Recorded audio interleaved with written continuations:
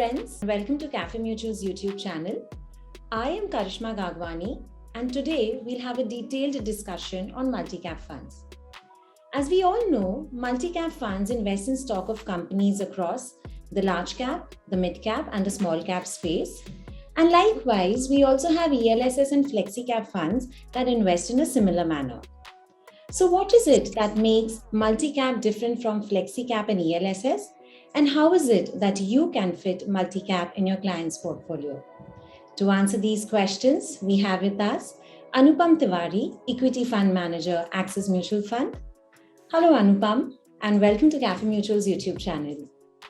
Hey, hi Karishma. Thanks a lot for inviting us here. Thank you. So, Anupam, to begin our segment, could you share your outlook, your medium-term outlook on the equity markets? No, I think we are in a very, very fine fettle given what's happening around the globe and in the country. So, if you look at the holistic picture, so recovery has been pretty good. And if you listen to the commentaries being made by companies in recent quarterly results and look at the activity around festive season, so it's quite encouraging. And there is latent demand. Of course, there are two worries that we are seeing that with the companies, and one is the inflation because of supply chain issues, etc. Prices have been going up. Of course, now we are seeing a little bit of correction happening, and this is happening across the board. So. And the second thing that happened and that caused a lot of disruptions was issues in supply chain. And so there were no containers available for most of the companies, and container prices, the container rentals went up significantly. There were issues in China in terms of ports, etc. And then there was this energy crisis. So I think we are all past that. Things are improving. So as long as there is demand, I think we are good to go. We are in a nice shape. So from that perspective, I think medium term we are in a very, very fine fettle. All right. And keeping in mind the current economic activities and corporate India, how do you perceive the valuations across each segment? Looking at valuation, I think yes, there are pockets where valuations are high, exorbitant, and see, generally it happens in every bull market. There is exuberance, right, and certain things go out of whack. And but there are opportunities available in some places, some pockets, some stocks, and this is across the market. So it's not that in a particular segment or sector. And I think the key thing is to look at growth trajectory and not just valuations, right? Because if growth comes and this growth sustains for next 3 5 years, I think even from current level we can make decent returns. One thing I would like to point it out here is, and which is very important to notice, if you analyze last 10 years, especially last 5 years, up to leading up to COVID, there have been multiple problems that Indian economy or India as a country has faced. Right? We have never seen 2 or 3 good years in India in last 10 years.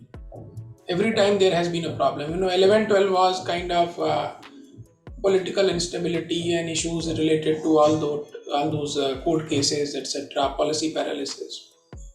Then there was taper tantrum, and then there was election, which itself has some kind of effect of slowdown in the decision making. People wait, and then came demand, then came GST, then came NBFC crisis, and then came COVID. So even after all these problems, I think market did very well, and it also tells you two things. One, that there is a big underlying economic strength and there is growth, right? The trajectory is quite good. That even after all these problems, we had some kind of growth. And during this time, there was deflation and there was high interest rates, right? One should not forget that. And second thing is that what is the reason that even after all these problems, we kept on growing, though at a slower pace? The growth trajectory was not as high as some people would expect them to be, or even we expected them to be, is because of the capability of the system. Last 10 20 years, the capability of the system, the inherent strength of companies have grown very much. The consumer, or let's say the consuming segment, has become more and more strong. So if you look at from next 8 to 10 year perspective and see that, combine this with the underlying strength of the economy, the consumption that can happen because of the inherent strength of the consuming class, and all these kind of problems not being there. Because I don't think we are going to again see GST disruption. We are again going to see huge disruption because of COVID or demand or all these issues. So from that perspective, I think next 8 to 10 year can be far better than what we have seen in last 8 to 10 years. So from that perspective, that medium to long term outlook remains quite positive. And of course, the from valuation perspective, the question that you asked is that the opportunity to make money in a broader sense is now over. You know what happened post COVID, because the market fell so much that you could have made money anywhere, right? Because valuation became too cheap as compared to the medium to long term earning potential of the companies, and hence market rebounded so fast, and it rebounded across the board. And then also there was, the cyclical benefit of coming to certain businesses because of inflation being there. From here on, you have to be very selective, you have to be very choosy, because only those companies who can deliver that kind of growth will make money for you. Alright. So, can you also elaborate a bit on what would be the key market determinants from here on that could derail the bull run? I think, see, India is now a structural story. As I told you, look at last 10 years and see the kind of problem we faced. We still grew, right? We have not grown at a higher rate, which we could have grown had there not been any problem or any challenge or any roadblock. But we have still grown. So I think there is nothing that is going to derail India's story. It can get delayed, right? Because of inherently internal and external frictions. So there are a couple of other things that are happening, and we should appreciate that. See, we got liberalized in 1991, and we adopted capitalism as our core philosophy for economic management. But we never left socialism. So it was not that everybody embraced capitalism with open arms. We kind of struggled in between. And system, the governance model, etc., it took its own sweet time to learn how to run this capitalistic model. And that has inherent challenges. And then in last 10-20 years, we have kind of understood that, refined that system, understood it well. So now everybody is on same page that how economic growth has to happen. And of course, there are certain issues that need to be sorted out in terms of regulation, etc. But I think government and bureaucracy has understood it, and they want to push growth, and they want to support this model. The second thing is that the capability side, that we have developed immense capability, world class companies, one great leadership, good talent in various sectors. So I think if you look at next 8 to 10 year, it will not be driven. There would be certain emerging stories coming out from everywhere, like there is nowadays fad of digital, etc. But growth would be broad based. And the only problem that I see that can delay the India story, there's nothing that can be derailing India's story. India is going to go grow.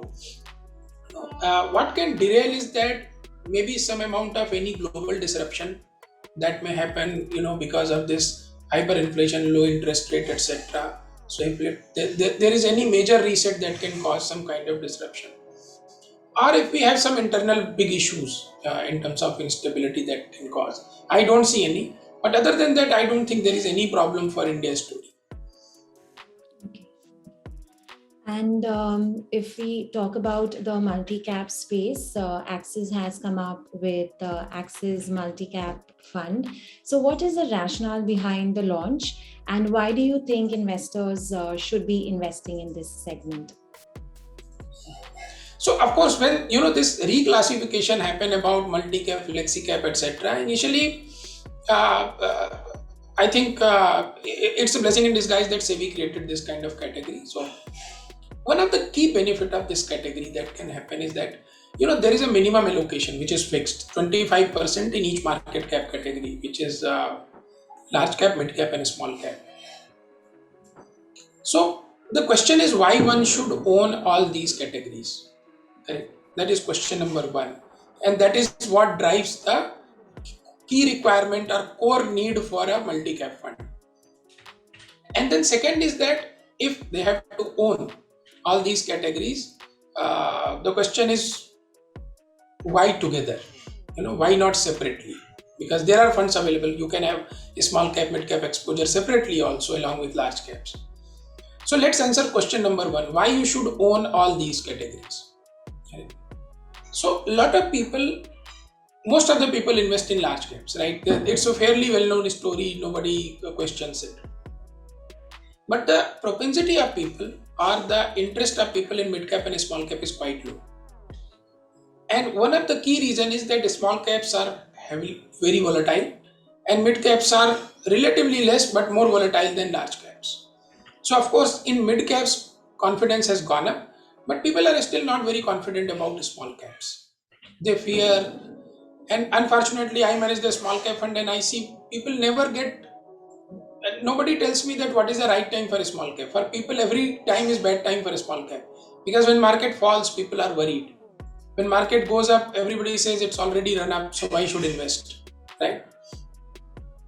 If you look at last 5-10 years, there have been immense wealth creation in small and mid cap space.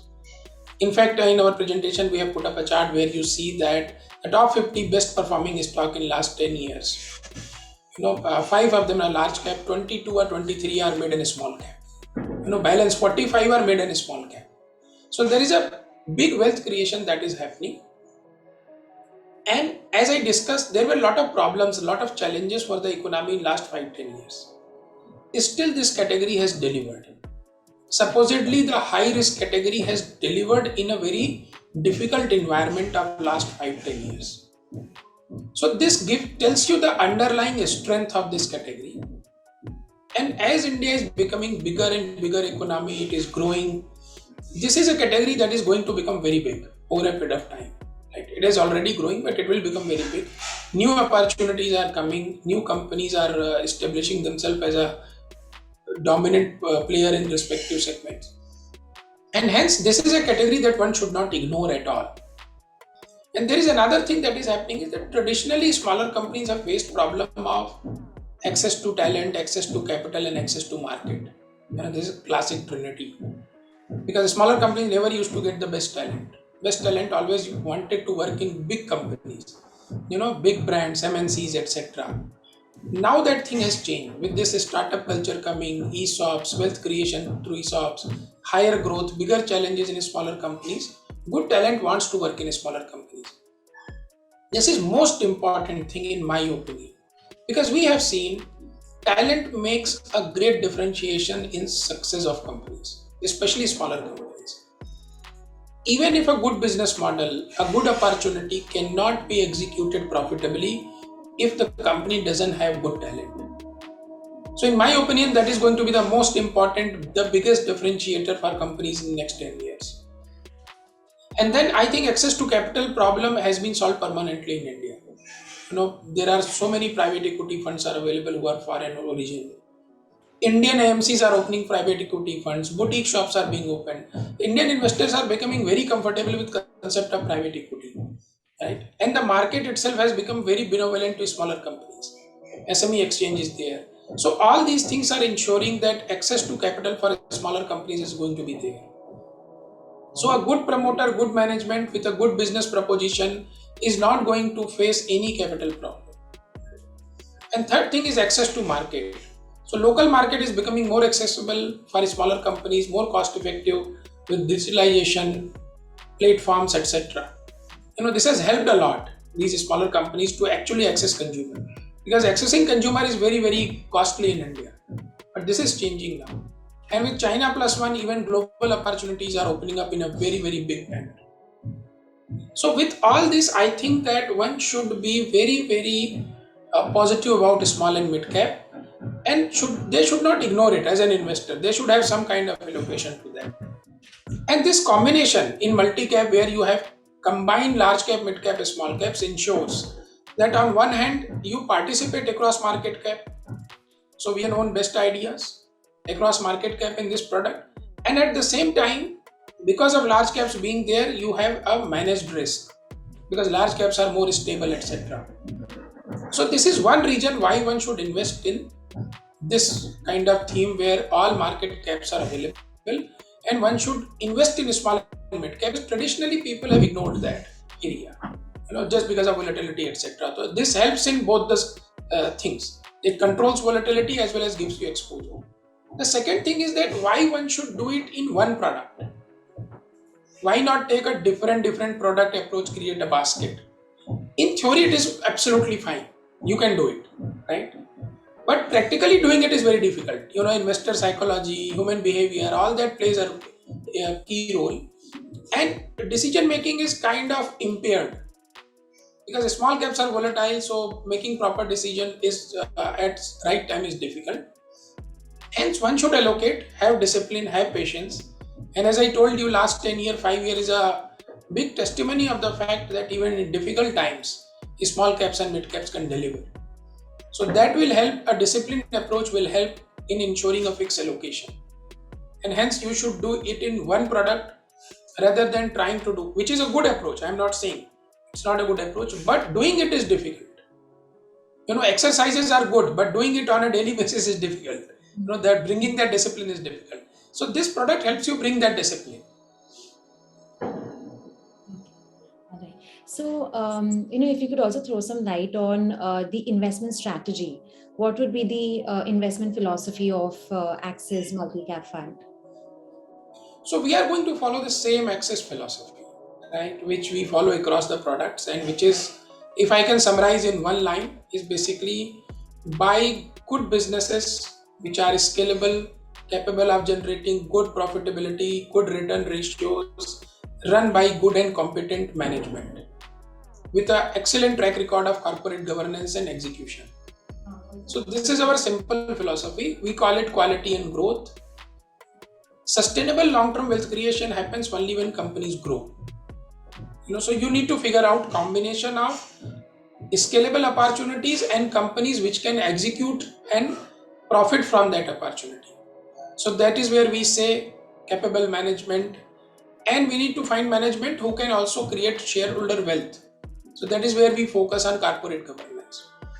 And the second thing is quality, because quality gives us risk management. It ensures that we are not going to lose too much money.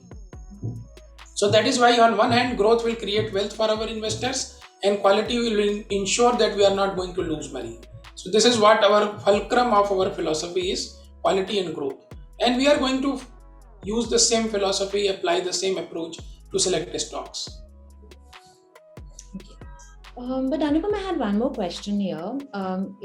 Just like multi-cap funds, we also have FlexiCap and ELSS.